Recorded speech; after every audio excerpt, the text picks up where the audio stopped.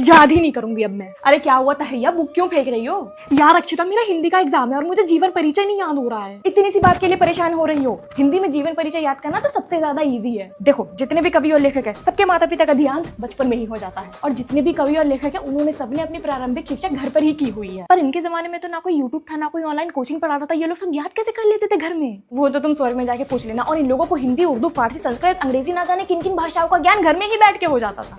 और सभी कवि और लेखकों के अंदर तो एक बात कॉमन थी, सबका प्रारंभिक जीवन बड़ा कष्टदायक रहा। और फिर सभी कवियों ने मैट्रिक की परीक्षा प्रथम श्रेणी से उत्तीर्ण की। तुम बस एक लेखक और कवि का जीवन परिचय याद कर लो, बाकी के सब नाम बदलते जाना, तुम्हारे 9 में से 10 नंबर तो पक्का। ये तो मेन पॉइंट है कि सभी कवि और लेखकों के माता पिता का ध्यान हो जाता था। लेकिन एक बात बताओ, कवि बनने के बाद माता पिता का देहांत होता था या फिर माता पिता के देहांत होने के बाद आदमी कवि बनता था? वो भी तुम स्वर्ग में जाके पूछ लेना। याद ही नहीं करूंगी अब मैं। अरे क्या हुआ तहैया?